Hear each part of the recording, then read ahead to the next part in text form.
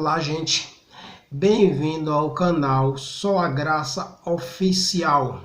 Hoje nós vamos estar aí ministrando aula de número 9, segundo trimestre de 2022, ok?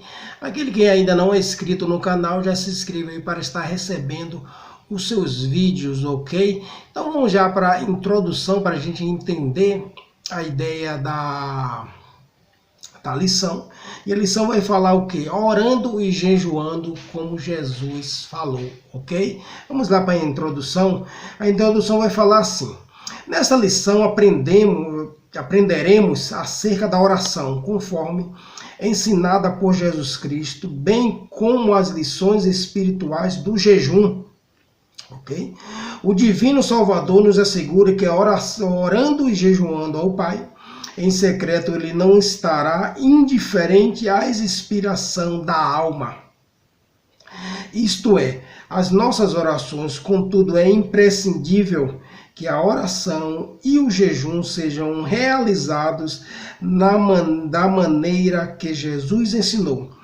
Por isso, estudaremos o modelo verdadeiro de oração e jejum, ensinado pelo Senhor Jesus no Sermão do Monte, ok? Então nós vamos já aí entender a ideia da oração e a ideia do jejum. Antes de iniciar, eu já vou falar que nós vamos estar aí falando de duas armas. Para aqueles que lembram aí, lá em Efésios 6:12, o apóstolo Paulo ele fala que a nossa luta ela não é contra a carne, ok?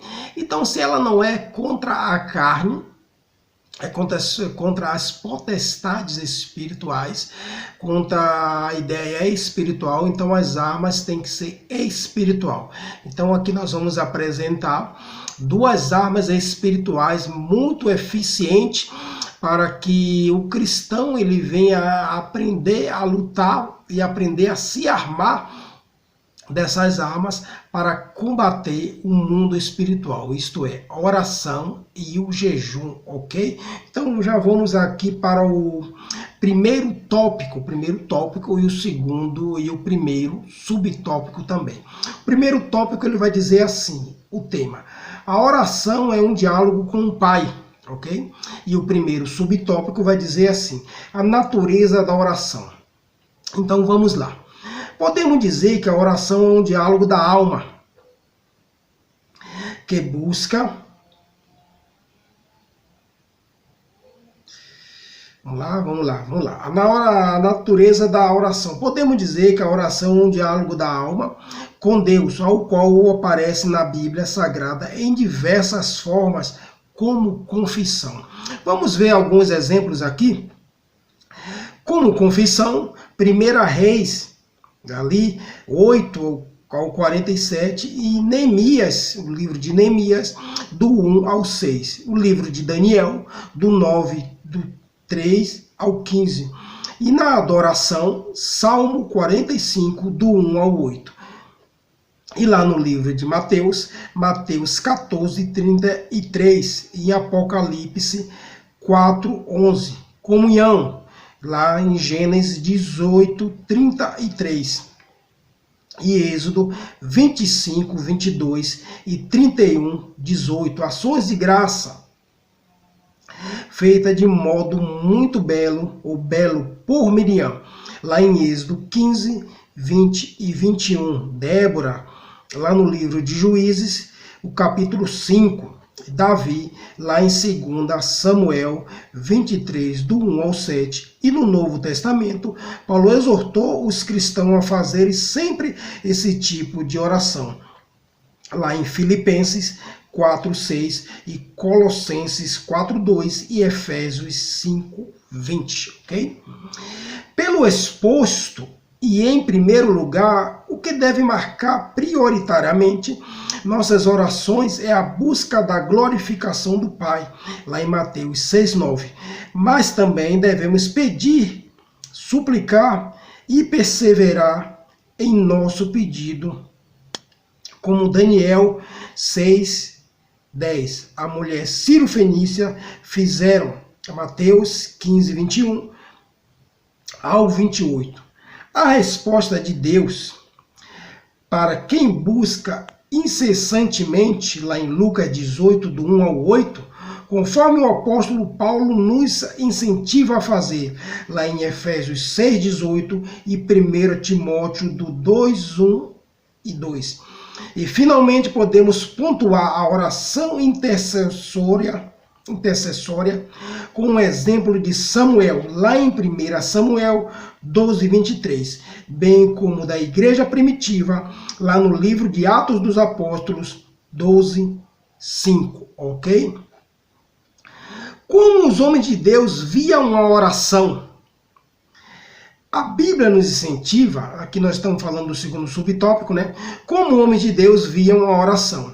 A Bíblia nos incentiva a orar porque há poder nesse maravilhoso recurso espiritual, o qual não podemos desprezar. Logo que lemos a Bíblia, percebemos que a oração é apresentada como uma ordem, lá em Lucas 18, 1 e 1 Tessalonicenses 5, 17 e 1 Timóteo 2, 8. No Antigo Testamento, por exemplo, Esdras via a oração como recurso mais poderoso que o exército do rei Artaxerxes, lá em Esdras 8, 21 ao 23. No Novo Testamento, o Senhor Jesus tinha a oração como tão necessária quanto o sono e o alimento. Mateus 4, 2, Lucas 6, 12 e Marcos 1,35. E os apóstolos também perseveravam em oração. Atos dos Apóstolos 6:4. Então, como nós podemos ver, a oração ela é uma ideia de alimentação. Jesus ele priorizou mais de como se fosse o alimento e o sono, essa prioridade. E o que é que nós vamos ver na oração? A oração ela é um diálogo, uma conversa com Deus.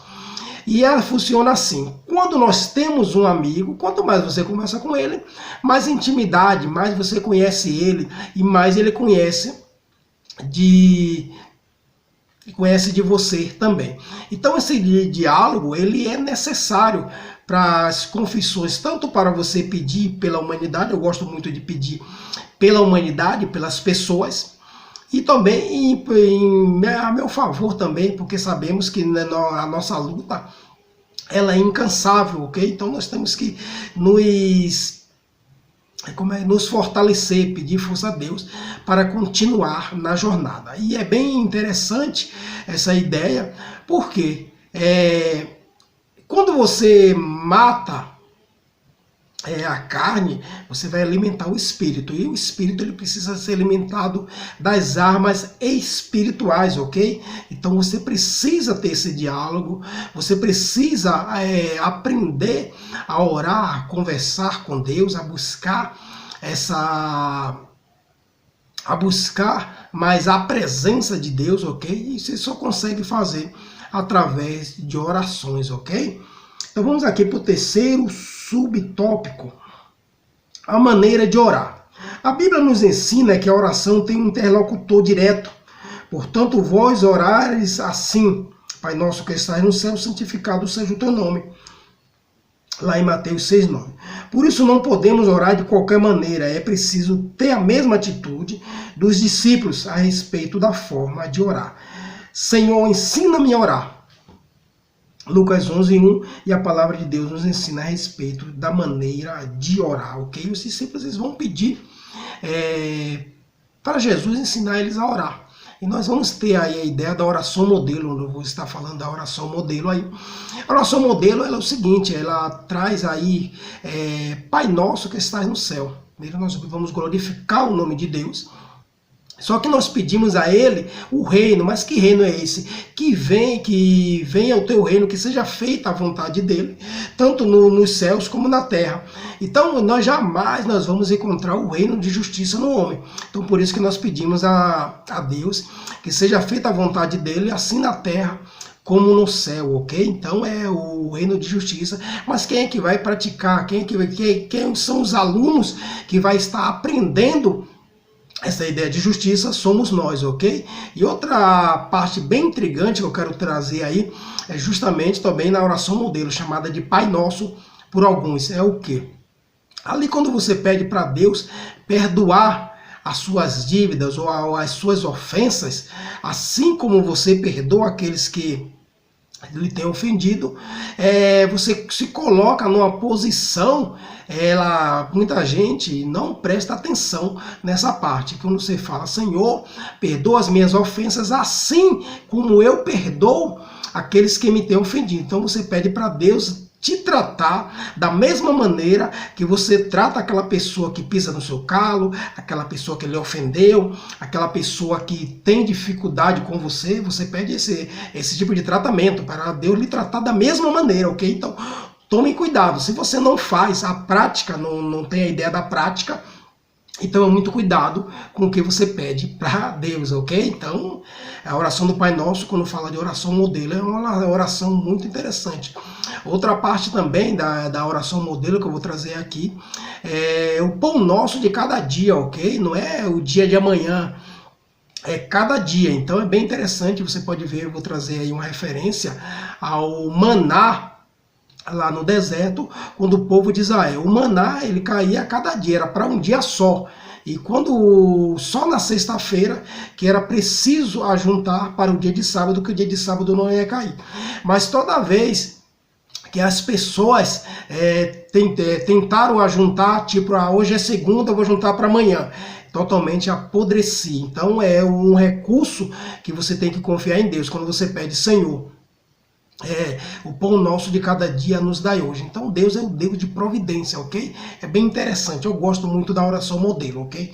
Então vamos lá, aqui trazer algumas referências. A quem a oração deve ser dirigida? A oração deve ser dirigida a Deus Pai em nome do Senhor Jesus Cristo, lá em Neemias 4:9 e João 16, 23 e 24. A parte B, a postura do corpo na oração. Não há uma exigência específica na Bíblia a respeito da postura do crente no ato da oração, pois as Escrituras revelam formas diversas de orar: em pé, deitado, prostrado, assentado, andando, de joelhos, com as mãos estendidas, etc. Lá em Isaías 38, 32 e Isaías 38, 2 e 1 Reis 8:54, ok? É bem interessante, eu vou dar uma frisada aqui nessa parte. A posição de orar. É o momento que você está passando por aquele momento. Geralmente quando você está pedindo socorro, você não tem uma posição correta de pedir socorro, ok? Nós vamos trazer uma referência aí de Jonas. Jonas está ali dentro do grande peixe, né? E ele ora ali dentro mesmo, não tem jeito, não tem como, tipo, eu quero orar no templo, eu quero orar na igreja. Vai ter momento que você vai ter que orar ali, daquele jeito mesmo. É um recurso que tem para você, então você vai ter que fazer daquele jeito, ok? Então eu quero trazer esse exemplo de Jonas ali, que não tem outra alternativa a não ser orar ali dentro do grande peixe, ok? E o C, o horário da oração. Tem um horário regular para falar com Deus, é bíblico. Bom, lá em Salmo 55:17, Daniel 6:10 e Atos dos Apóstolos 3:1. Mas a Bíblia também diz que devemos orar sempre. Lucas 18:1 e Efésios 6:18.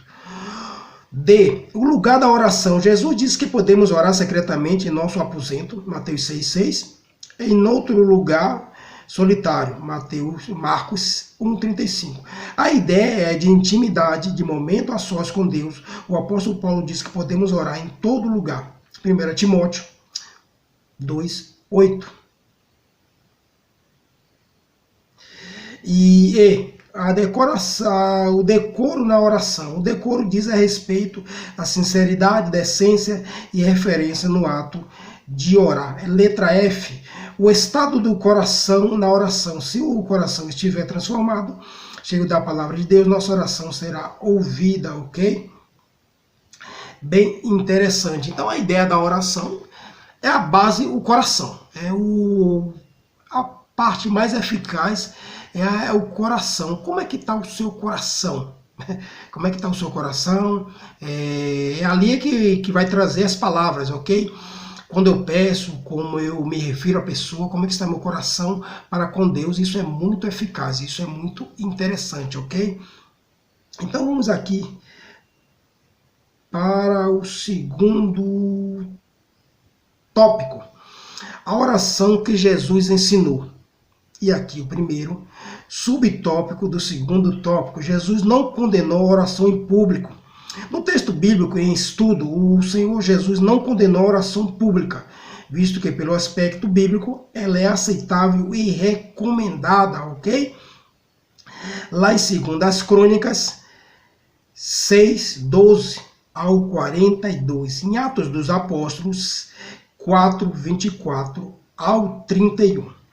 O que Jesus condena é a oração quer individual, quer coletiva, dominada pelo espírito de exibição, ostentação, cuja intenção do orador é ser visto e louvado pelos homens, os que os hipócritas fariseus buscavam, lá em Mateus 6,5 e Lucas 18, 9 ao 14. Um cristão transformado por Jesus anda em sinceridade com Cristo, não busca a glória para si e age com humildade. Eu quero trazer uma referência aqui, vou dar uma parada aqui, trazer uma referência que nós vamos ver lá do publicano e o fariseu.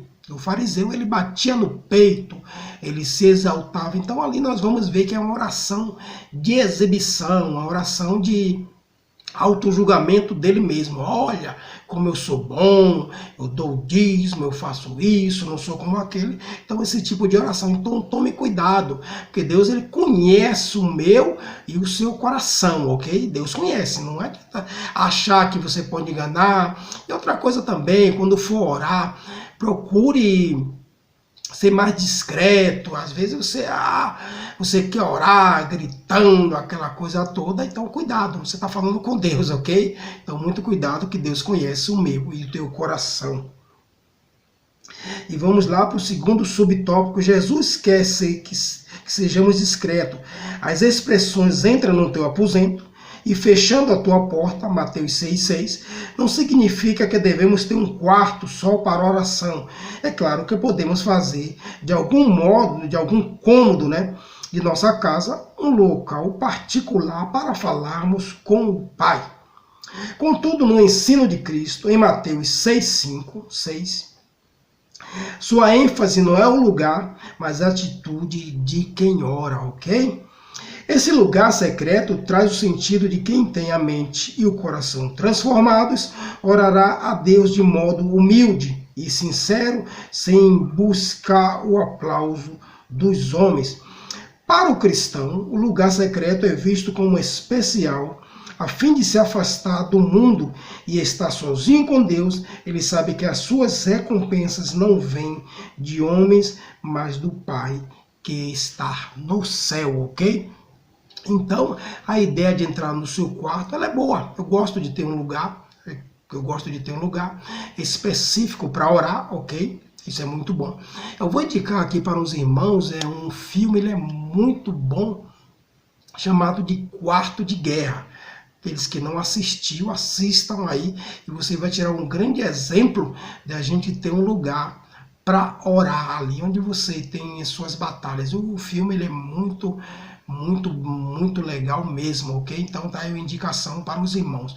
Filme Quarto de Guerra, ok? Traz um exemplo muito bom.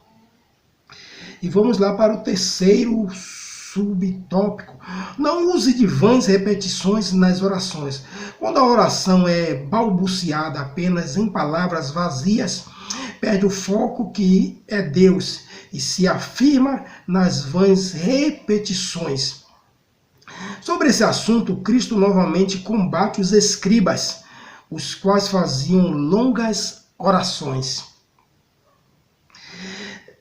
Lá em Marcos 12, 40 e Lucas 20, 47. Não é verdade que o Senhor despreza longos períodos de oração, pois na Bíblia encontramos esse tipo de oração, lá em 2 Crônicas 6, 14 ao 42, e Neemias 9 e Salmo 18. Mas o que ele contraria aqui é a atitude de alguém que acha que quanto mais fizer barulho, Deus lhe ouvirá. Esse procedimento era peculiar dos pagãos, como bem se observa no caso dos profetas de Baal. 1 Reis 18, 25 ao 29. Ora, na Bíblia encontramos orações curtas, feitas pelos homens de Deus com um verdadeiro sentimento e que fora respondida prontamente, como por exemplo Salomão, lá no livro de Reis, 1 Reis 3, 6 ao 12, e Ezequias, lá no 2 Reis 19, 14 ao 20. Oração que tem repetição, mas que não envolve futilidade, mecanismo, tem o seu valor e é aceitável, pois assim Jesus orou. Mateus 26, 36, 46. Quando entregamos tudo nas mãos de Deus, em oração sincera e humilde, Ele cuida de nós, ok? Então a ideia é como você... Porque às vezes nós vamos repetir palavras mesmo na oração, mas qual é a sua intenção? É de colocar Deus na parede? Quanto mais eu falar, não, Senhor, me dá, me dá, me dá, me dá. Será que ele não ouviu pela primeira vez? Ok, então nós temos que ter muito esse cuidado nas repetições do que falamos, ok? Então, muito cuidado. E aqui fala que Deus não condena. O que condena é a vaidade na oração. Você se achar melhor que os outros. Olha, eu oro bem, olha como eu falo com Deus, olha, a minha sinceridade está nas minhas palavras. E a gente vê que Deus não olha a aparência, Deus olha o coração do ser humano. Então, muito cuidado, ok? Então, vamos agora para o terceiro tópico, ok? Que diz assim, oração e jejum, ok? Muito bem, oração e jejum. E o primeiro subtópico, oração e jejum, uma combinação perfeita. Em inúmeras passagens bíblicas, podemos notar que a oração e o jejum estão bem combinados, né? Lá em 1 Samuel 7, no capítulo 7, no 5 e o 6, e 2 Crônicas 20, do versículo 3 ao 5, em Esdra, o capítulo 8 e o versículo 21 ao 23, e Neemias, o capítulo 1 e o versículo 4 e o 9 e 1, e Lucas 2, 3 e 2:37 e Atos 13, 2 e 3. Por meio das Escrituras, podemos dizer que a oração e o jejum são vistos como atos que revelam disciplina, autonegação e humilhação, e mostra também dependência total de Deus em momentos mais extremos, quando precisamos buscá-lo para resolver um problema específico e receber uma determinada orientação, ok?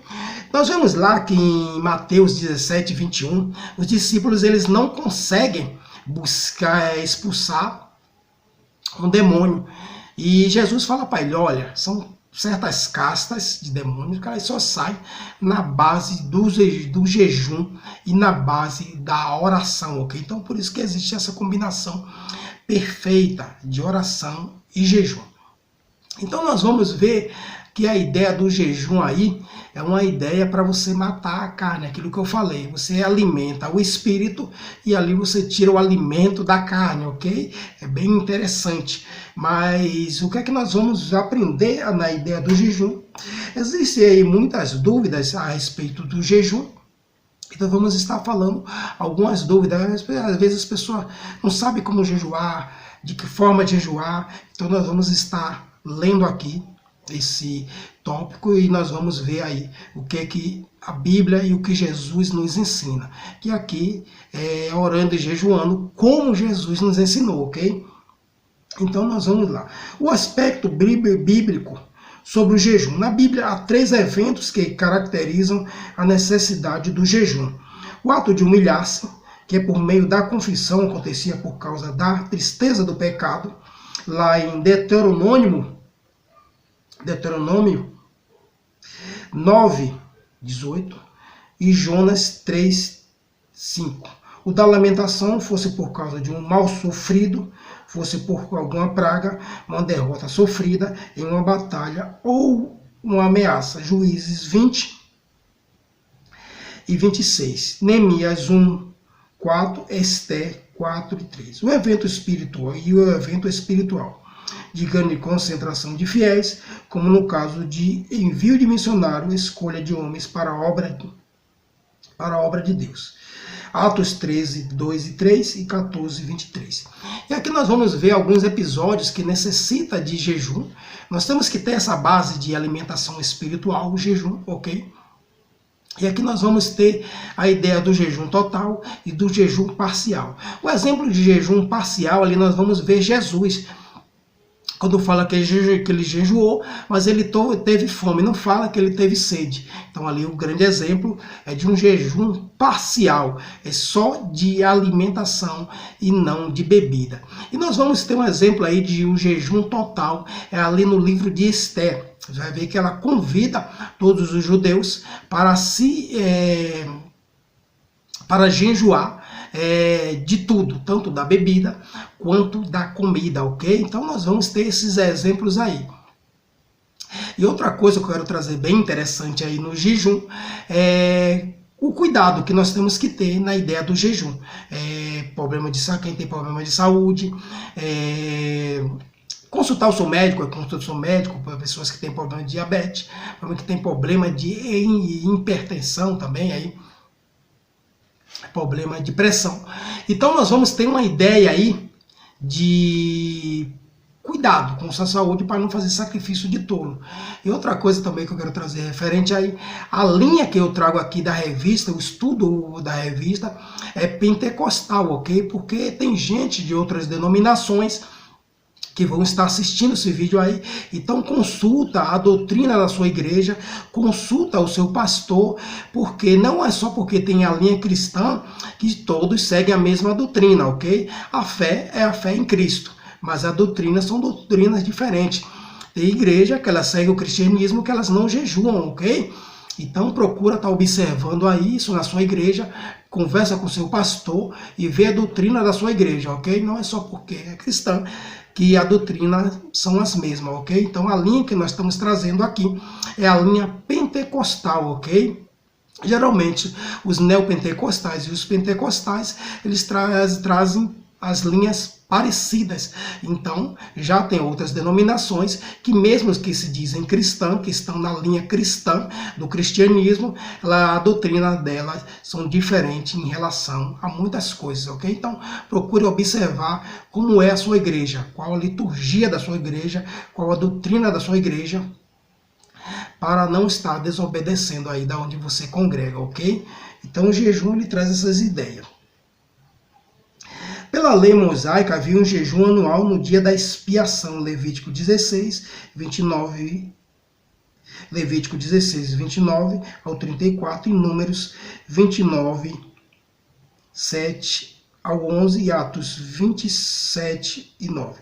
Essa prática se multiplicou com diversas formas do nascer ao pôr do sol. Juízes 20 e 26. Jejum de 7 dias, lá em Samuel 31, 13. De 3 semanas lá em Daniel 10, 13. E de 40 dias lá em Êxodo 34, 2 e 28. E 1 Reis 19 e 8. Nos meses 5º e 7º, lá em Zacarias 7 e 5. Diante disso, os judeus decidiram jejuar 2 vezes por semana, que se tornou uma prática degenerada por causa do orgulho, como no caso dos fariseus, lá em Lucas 18, 12. Entretanto, o Senhor Jesus não estabeleceu dias fixos sobre o jejum. Ele jejuou de modo espontâneo, tendo como objetivo principal estar mais preparado e sensível à missão para o qual foi enviado pelo Pai. Mateus 4:12. Jamais por mera tradição, ok? Então Jesus vai quebrando essas coisas aqui. Mas nós temos um jejum especial aqui que falou no dia da expiação, hoje chamado de Yom Kippur, E fala ali que os judeus, eles jejuam 25 horas, ok? Para quebrar mesmo, ok? É bem interessante. É uma festividade, né, para os judeus, chamado de Yom Kippur. Bem interessante aí. Nós temos também aí trazer uma, como eu posso dizer, umas curiosidades, trazer umas curiosidades aí também. A lei, os muçulmanos, né, ali eles trazem também uma festa chamada Ramadã, que eles jejuam também. Interessante também para a gente ter uma ideia. Que é umas práticas que eles adotam bastante. Eles são bem referentes, são bem, assim, são bem dedicados às suas religiões, ok? Então é bem interessante isso aí. Tanto a festa de Yom Kippur como a festa do Ramadã. Só são curiosidades para a gente entender quais religiões eles gostam de jejuar, ok? Então, o ensino de Jesus sobre o jejum. Segundo o Sermão do Monte, entendemos que a prática do jejum é livre, um ato voluntário e espontâneo, isso porque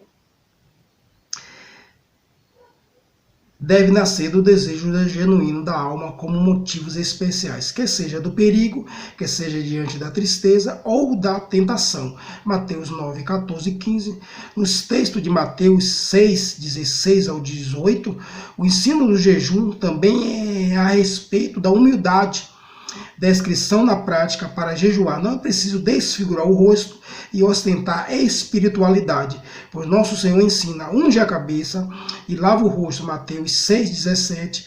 Assim como a oferta e a oração, o jejum não pode ser usado para atrair olhares humanos, pois trata-se de uma prática piedosa diante do Pai. Toda prática verdadeiramente piedosa busca a glória de Deus, ok? Então, tais algumas perguntas. Vamos lá. Posso falar que estou em jejum? Vai ter momento que você vai ser obrigado a falar que está em jejum. Aquele que está casado, aqueles que são casados, ok? O marido falar para a mulher e a mulher falar para o marido. Assim ensina o apóstolo Paulo. Outra coisa também. Você vai na casa de um vizinho, na casa de um amigo, na casa de alguém, e logicamente é oferecido a você algum alimento, então você vai ser obrigado a falar que está ali para não trazer um constrangimento, não parecer que você está rejeitando aquele alimento, então você vai ser obrigado. Mas tipo assim, só em situações especiais. Não precisa sair falando para todo mundo e colocar um outdoor que você está jejuando, não. Então, quanto mais você é discreto, é melhor. Mas vai ter situações que você vai ser obrigado a falar, ok? Então, nesse caso de casamento, no caso de algum alimento. Outra coisa também, a questão do jejum é a vigilância. Às vezes, quando você menos espera, você já ingeriu algum alimento, já comeu algum alimento, e você não entregou o jejum. Então, tem que ter muita vigilância mesmo. Cuidado, já comeu quando der aquela despertada. Comi e não entreguei o jejum. Então vigia também, ok? Evita algumas coisas, alguns lugares, tipo assim, porque é muito interessante. Tem gente que se abstém não só de alimento, tem gente que deixa algumas práticas, muito de aparelhos eletrônicos, tem gente que deixa de assistir televisão, tem gente que deixa de mexer em celular. Também é válido, é cada um. A questão do jejum, ele é muito subjetivo, ela é muito pessoal, é a maneira do que você vai se abster. O que é que você tem mais desejo? O que é que você tem mais dificuldade? Tem gente que tem dificuldade em se alimentar de determinado alimento, então seu sacrifício vai ser muito em cima daquilo ali, então cuidado. Você gosta muito de doce, não vai uma doceria, ok? Não vá, porque ali vai ser um sacrifício. Então tem todo esse esquema, essa ideia.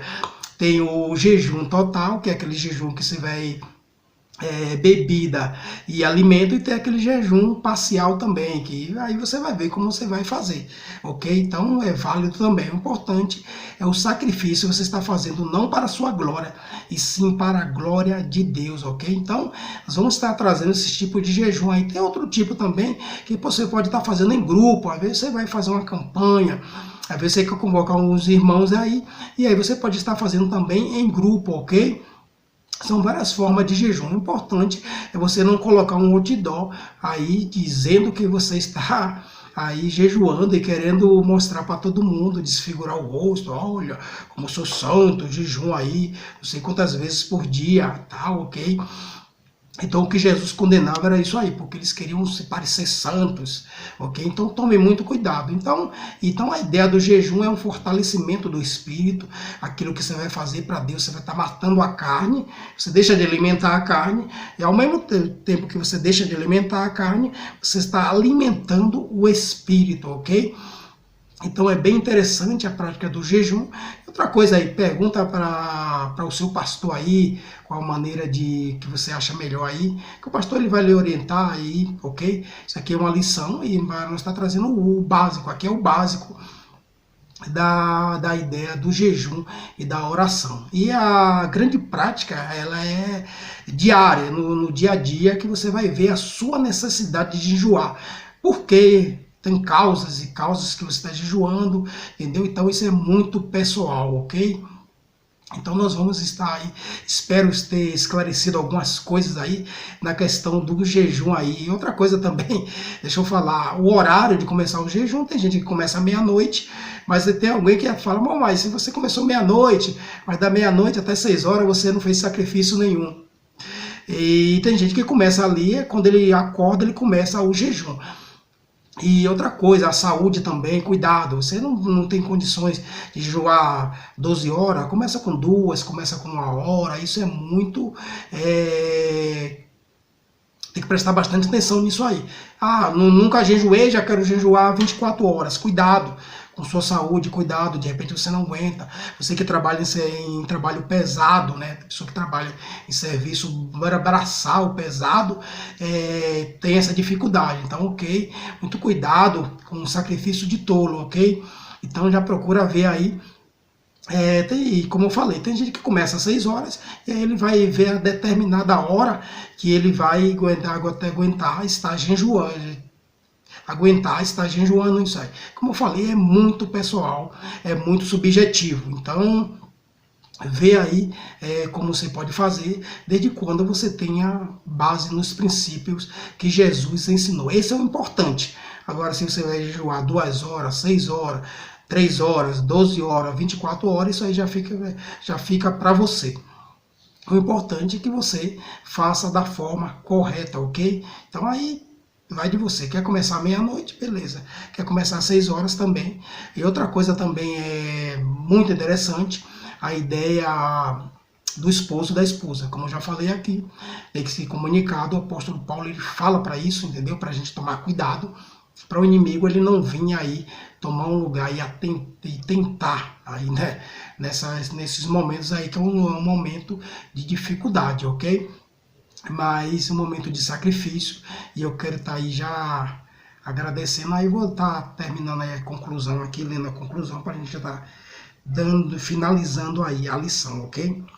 A conclusão é a seguinte: o cristão que conhece a palavra de Deus sabe da importância da oração e do jejum, como exercícios espirituais, lá em 1 Timóteo 4,8. Pela prática de ambos, o crente estará mais sensível ao Espírito, de modo que sua realização traz constantes benefícios para a nossa vida espiritual, especialmente diante de um mundo materialista e utilitarista, ok?